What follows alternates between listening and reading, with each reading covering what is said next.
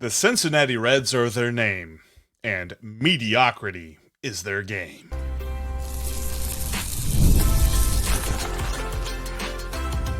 You are Locked On Reds, your daily Cincinnati Reds podcast, part of the Locked On Podcast Network, your team every day. Welcome into Locked On Reds. We are your daily source for all things Cincinnati Reds. I'm Stephen Offenbaker. He's Jeff Carr, and we have a combined 12 years of experience covering these Cincinnati Reds. We love baseball. We love the Cincinnati Reds, even though they never love us back.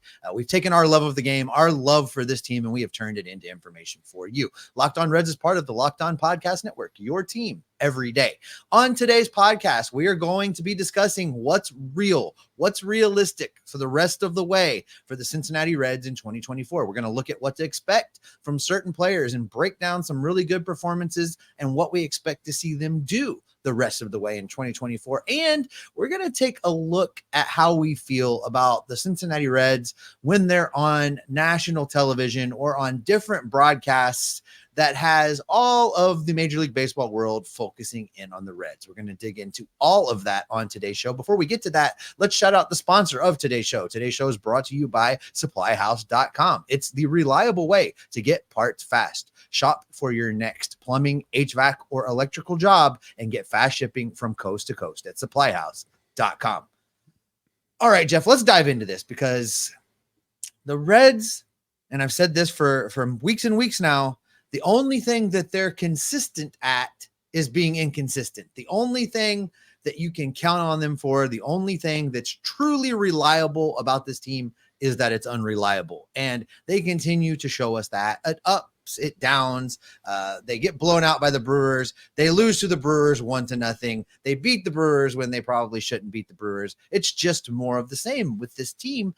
But there is some things about this team that's truly real. They are good enough to be interesting. They're good enough to provide fun baseball for the summer, but what is real? What should we expect from these guys now that we're here on August 12th of 2024?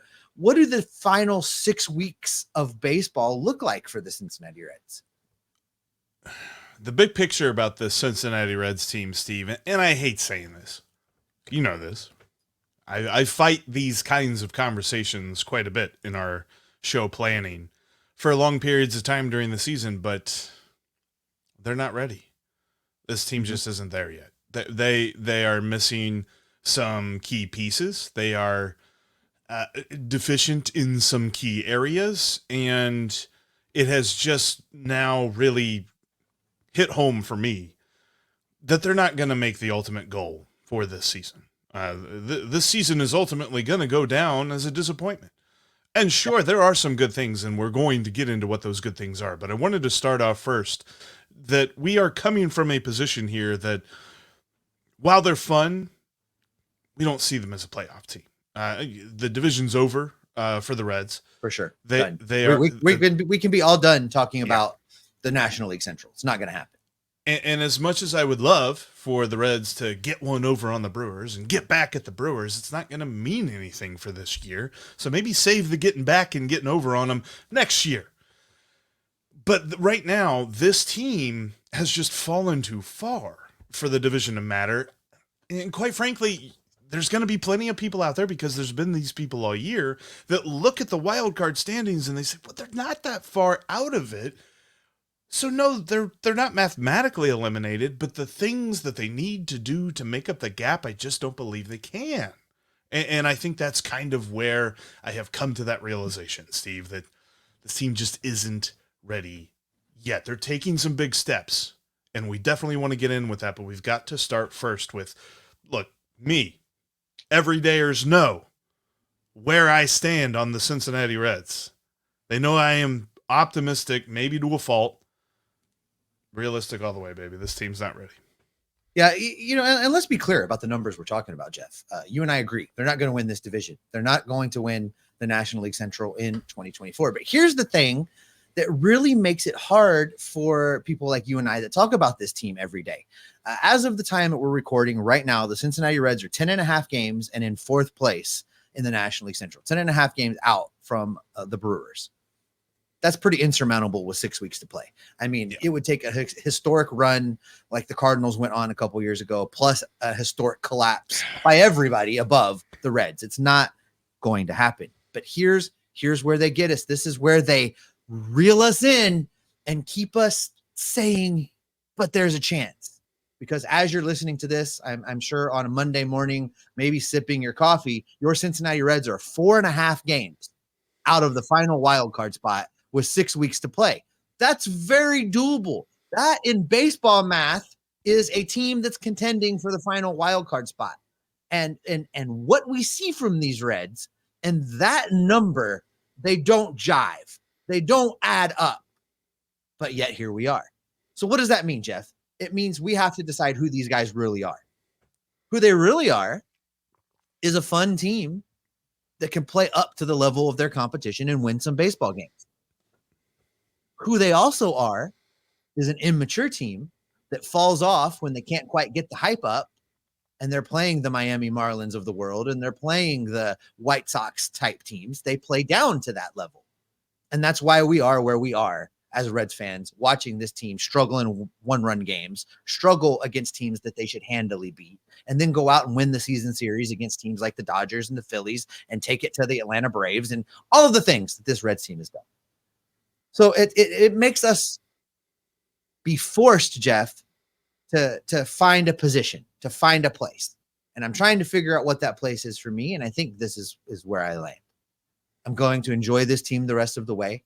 There are a lot of guys on this team that are going to be fun to watch the rest of the way. And we're going to get into them here coming up in a few minutes. It's going to be fun baseball. We all recently suffered a 100-loss season together. We know what that was like in August and September. Did you care? Really? Did you wake up in the morning wondering, what's that box score look like for the 2022 Who's season? the probable starter? Yeah. Nobody cared. Right. This Reds team is going to be fun to watch. It's going to keep us all engaged with the sport that we love and the team that we love, watching baseball down at the banks. I'm okay with that. I can accept that. It's a disappointing year. It's disappointing for things that are out of the team's control, the injuries. It's disappointing for the things that the front office could have done and didn't. Right-handed power bat outfielder. I'm looking at you. There's lots of reasons to be disappointed, both from, hey, that's baseball, and from a standpoint of the front office didn't do enough. I accept that. But I'm not going to quit watching this team. There's too much fun things happening. I'm not going to stop watching baseball. They're still 4.5 games out of a playoff spot. There's reasons to tune in each and every night and listen to Sadak and listen to Tommy Thrall and listen to the Cowboy and Chris Welch and Barry Larkin bring us the sights and sounds from the diamond, because really, this is still meaningful baseball. And that is the biggest counterintuitive thing about all of this. Every time the Reds take the field right now, it's meaningful summer baseball. And there's definitely a chance that they could figure out the things that they just quite haven't gotten that consistency with yet. I don't want to put the expectation on it, because, and I want to explore this further. This is just a beginning of a thought, we're not going to make a segment out of this just yet.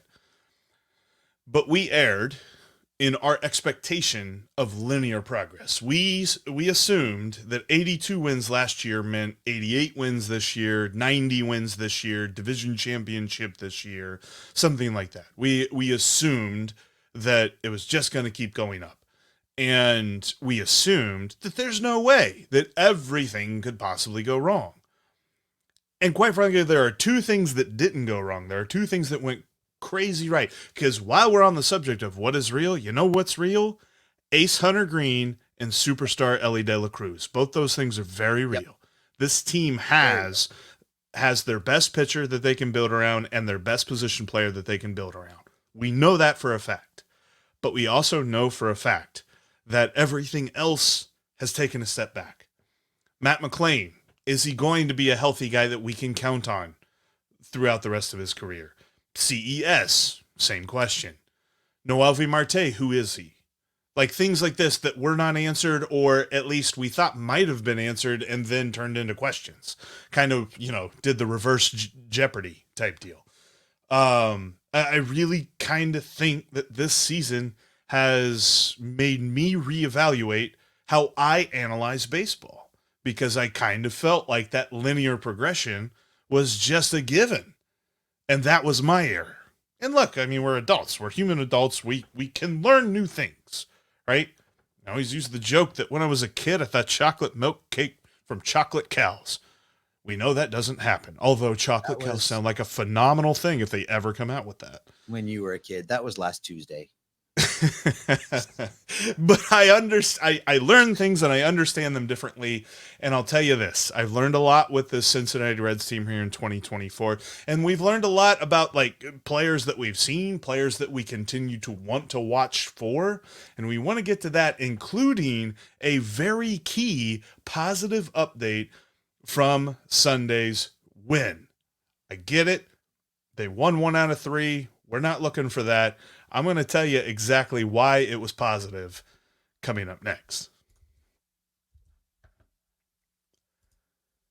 Get supplies from the site that's made for the skilled trades, supplyhouse.com. Supplyhouse.com is the reliable way to order plumbing, HVAC, and electrical supplies online. Their easy-to-use website is packed with helpful resources and the latest product info to help you get the job done right. Shop a complete inventory of over 200,000 parts from over 400 top brands and get your order delivered right to your door with fast shipping from coast to coast. Need help with an order? Get expert support and industry-leading service from the friendliest folks in the business and talk to a real person every time. Pros in the skilled trades can get a competitive edge by joining SupplyHouse.com's free Trademaster program. Every Trademaster gets access to a dedicated phone line, free shipping, and discounts on every order. Join the thousands of trade pros already benefiting from their free membership at supplyhouse.com/TM and order plumbing, HVAC, and electrical supplies from anywhere with just a few clicks at supplyhouse.com.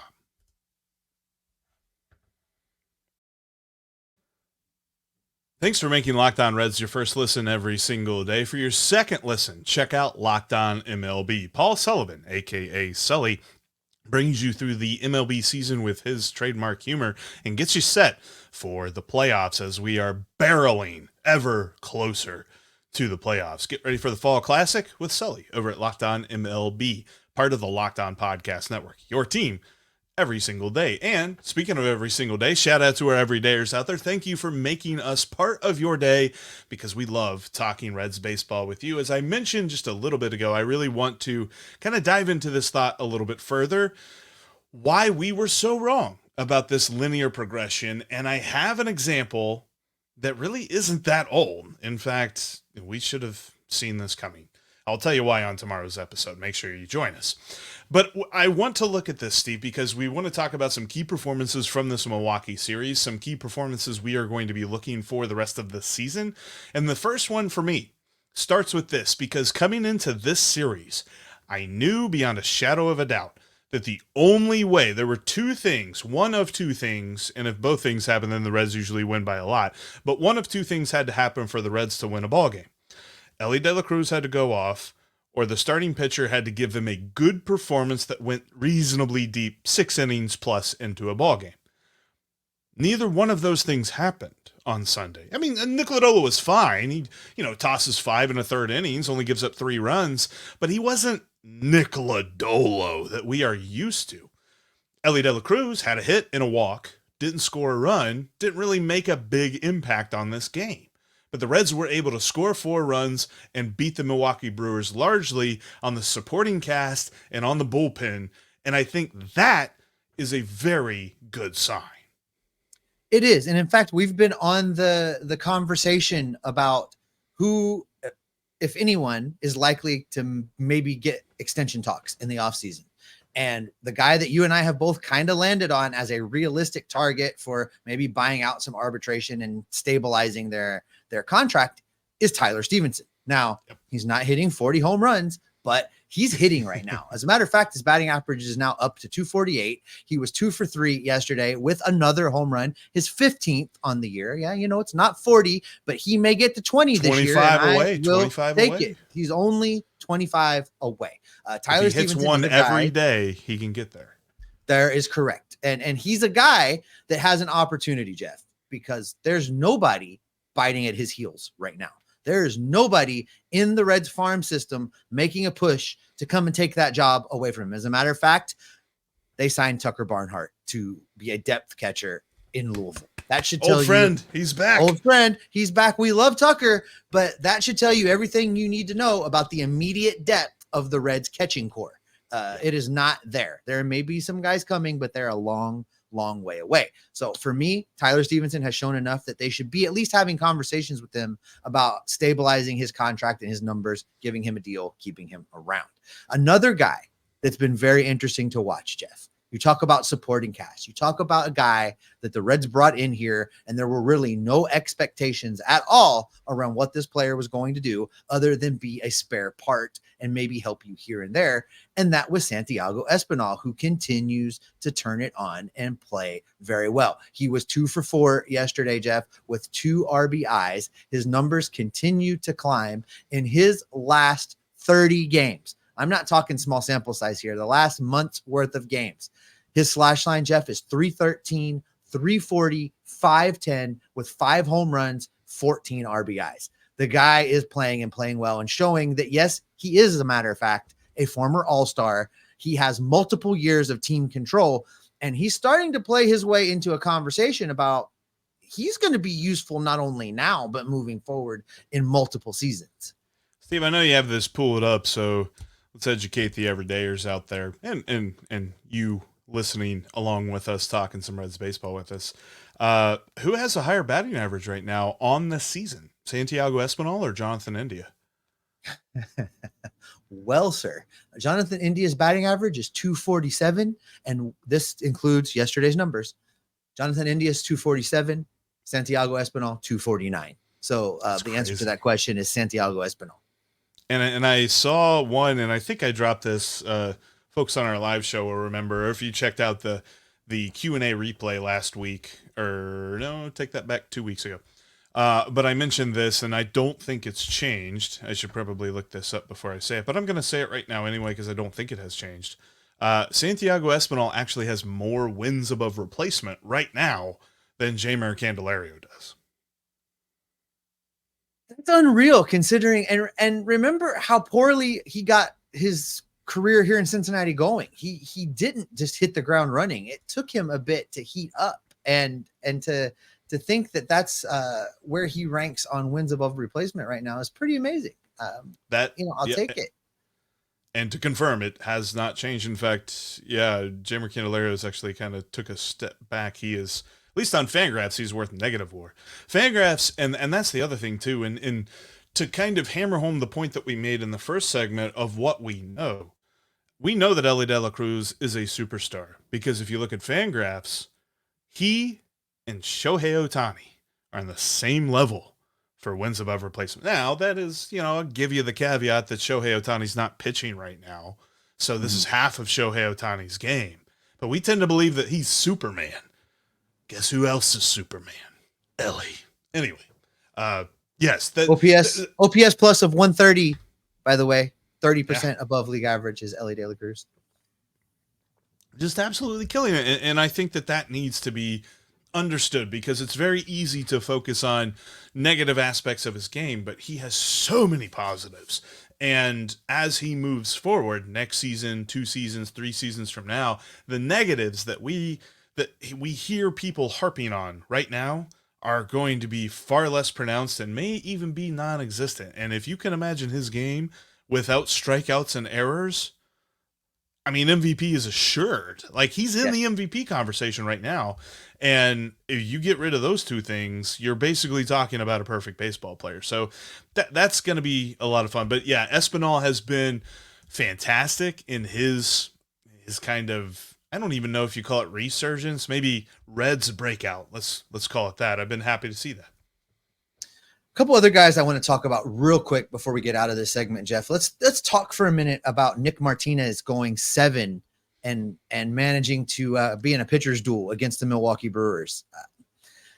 I feel for Nick Martinez because he came to Cincinnati with the promise of being a starter, with the promise at least of an opportunity as to being a starter. But Getting he's paid really like a starter. Yeah. getting paid like a starter. And he's really, just because of the way this season has gone, never been able to settle into a role. Reliever, not a reliever, starter, bullpen day, back and forth, back and forth, back and forth. It was really nice to see him have this kind of a start and have those kind of results, because, you know, he's done everything this team's asked him to do. And it was good to see.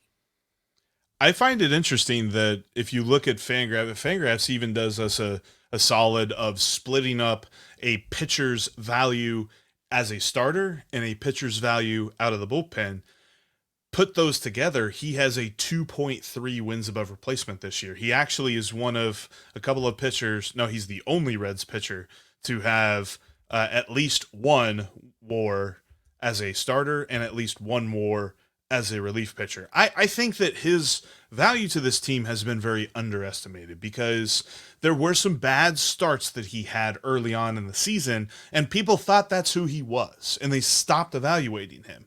And then the Reds moved into the bullpen. He became a bit of an innings eater type dude if a starting pitcher was having a rough outing. And then starting pitchers stopped having rough outings, so then they started using him in high leverage situations, and he pitched really well in those. And now that he has ventured back into the rotation because of injuries to Graham Ashcraft and weird trades of Frankie Montas, he is once again performing as a starting pitcher. I think that this is going to go down as a plus. You could argue it already is a plus as far as a free agent addition goes.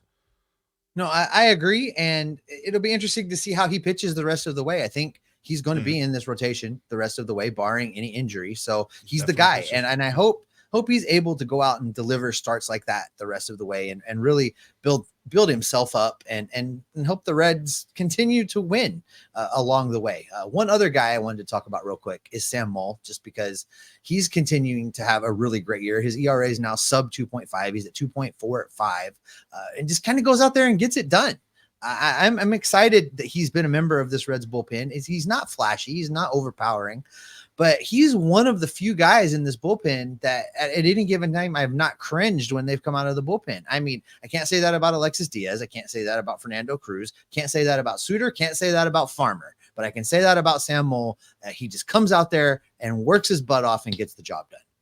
And I think that it's not as if it's a negative on him and it's not a criticism on him, but we characterize him as Nick Krall's only trade deadline acquisition of 2023, a year when he needed to do a lot more. Mm-hmm. It's no fault of Sam Moll's. In fact, Sam Moll is under team control. He's pre-arbitration. He is not a free agent until 2028. The Reds have him for a while. That was a good trade, and the fact that he has continued to show his value this season, as he did in the short sample size that he had last year after being acquired from the A's, only continues to make me bullish on him as a key bullpen piece for the next couple of years.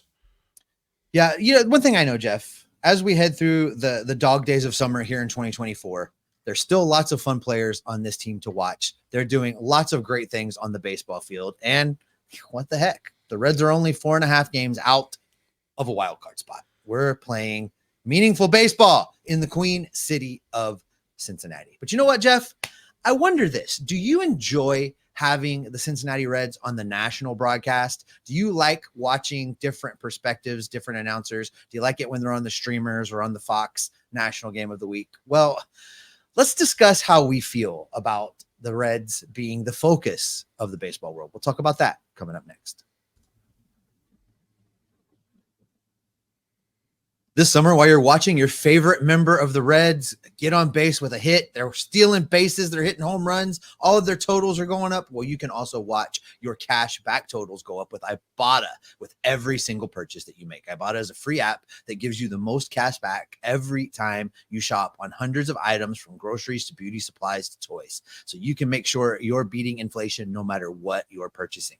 The average Ibotta user earns $256 per year. That could cover the cost of an entire shopping trip, that flight you've been eyeing, or the fancy dinner you've been craving. Join the over 50 million users to earn cash back every time you shop from over 2,700 brands and retailers, including all of your favorite grocery stores, Lowe's, Macy's, Sephora, Best Buy, and so many more. Right now, Ibotta is offering our listeners $5 for just trying Ibotta by using the code LOCKEDONMLB when you register. Just go to the App Store or the Google Play Store and download the free Ibotta app and start earning cash back and use the code LOCKEDONMLB. That's Ibotta, IBOTTA, in the Google Play or App Store and use the code LOCKEDONMLB. And all summer long, as the baseball season comes to a close, FanDuel is offering promos and boosts every single day. Check out FanDuel.com right now. Right now, the Reds are home dogs to the St. Louis Cardinals. And with great reason, it's been a rough stretch for the Redlegs. And Sonny Gray's on the mound for the Cardinals. Really the only pitcher on their roster that you really need to worry about. So the Reds are plus 110 on the money line. There is a little bit of a thing with home dogs in baseball. If you take them, then and they lose in the first game, then double down on the second game, you'll eventually make your money because it's really hard to get swept at home in the major leagues. At least as long as you're not the White Sox or the Marlins or bad teams. Check out FanDuel.com today and check out the boosts and the promos that they've got for you the rest of the season, because FanDuel is America's #1 sportsbook and they're treating you all summer long.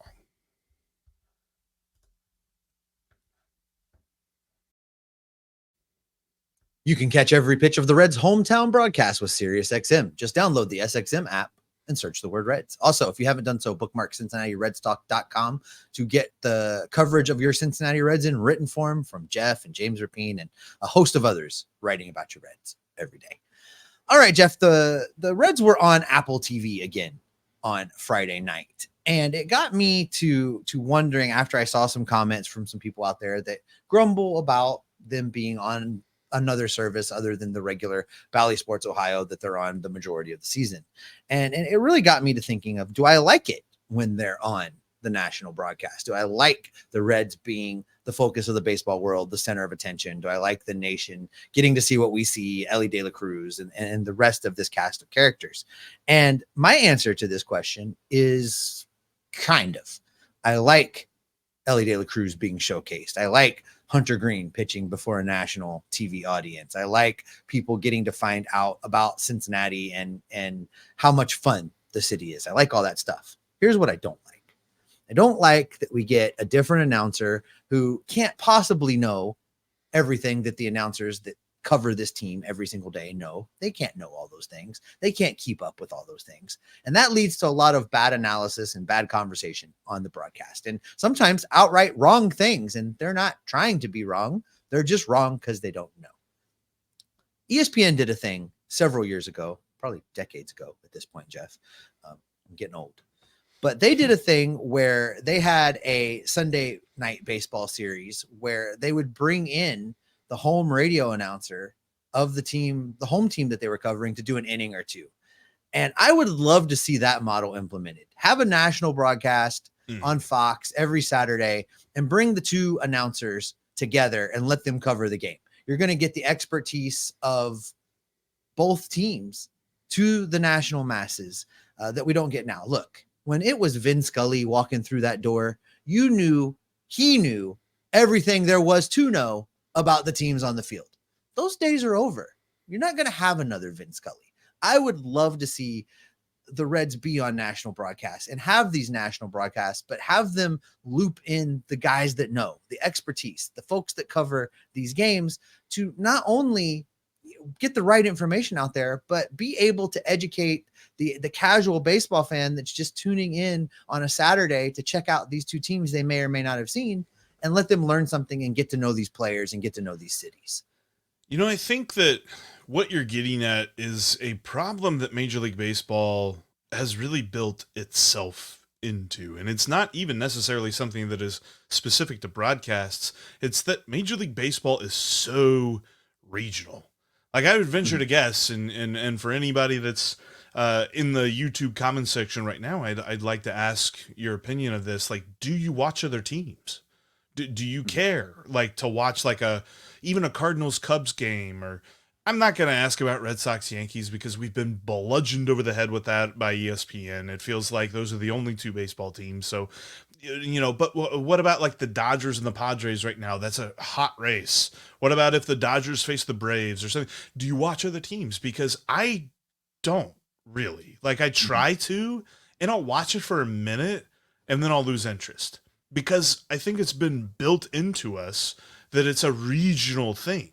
We are Reds fans. We care about the Reds and we watch them play other teams. It's very hard for me to watch a game that doesn't involve the Reds somehow, or at least like, we tune into like former Reds doing their thing or something like that. Like, I think that has really instilled in us this thought that this game cannot go national because of how the game itself has been treated. Like, obviously, we know that John Sadak, Barry Larkin, Chris Welsh, that we know that Tommy Thrall and Jeff Brantley know the most about the Reds. And I love hearing opposing calls of like Reds things or something like that. Or sometimes, like especially with the Brewers, I love tuning in like the MLB at Bat app. You can tune into other radio broadcasts and stuff if you pay like a little bit of money per year. And so I pay that just so I can do that and listen to Bob Uecker and guys like that call for the Brewers or something like that. But it's the regional guys that know their teams. Like those are the guys that I care about. I cannot tell you any national announcers that I really have any thoughts about. Like there's no negative thoughts about them, but there's no positive thoughts either, just because of the regionality of the sport. Mm-hmm. Well, and we've lost a lot of the greats on the national broadcast. That some are gone, some are not, but none of them are doing it.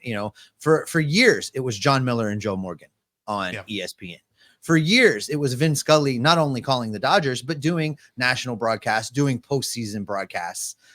For years it was Jack Buck. It was Jack Buck and Tim McCarver. It was those guys. Those days are kind of over, and it makes me sad. I love watching, but your point is taken, Jeff. It is regional.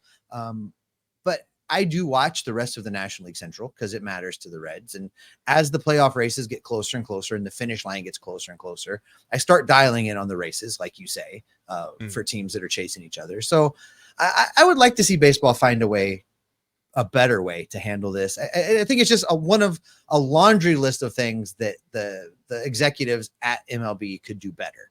And hopefully those will be things they address. By and large, give me our regional broadcast until they figure out how to fix it.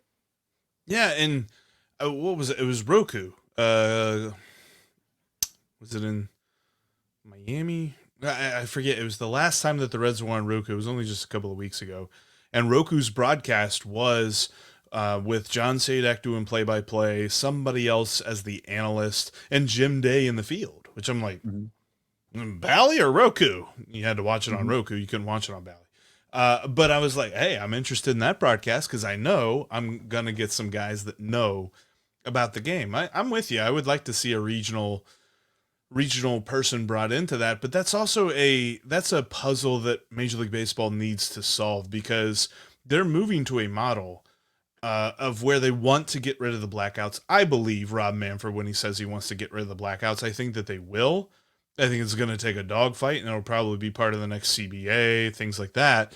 But once they do that, is it just going to be all regional broadcast then? Because I think that's really where they've pigeonholed themselves into. And right now, that is all I would want to see. Like, you couldn't do what you do with the NFL. Like, the NFL has, a handful of broadcasters for each channel, and they all go all over the country. And you don't really consider which broadcast team knows more about the Bengals.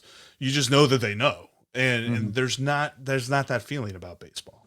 Yeah, I agree. It'll be something to monitor. And I think you're right. The next collective bargaining agreement could go a long way in solving a lot of these things. But that is going to do it for this edition of Locked On Reds. Thanks so much, everydayers, for tuning in. We appreciate you being here, making us your first listen every day.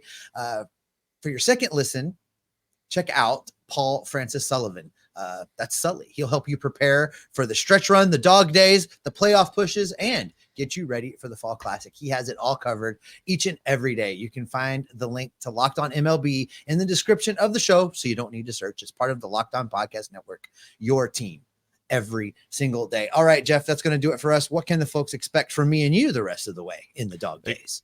They can expect us to be dialed in on the Reds and what's going on the field. They can expect us to be focused on the key performances by the Cincinnati Reds, and they can expect us to be in the know on any roster updates, injury updates, and things like that, because we are Locked On Reds every single day. You think anybody's going to realize that we were wearing Bengals shirts this whole time?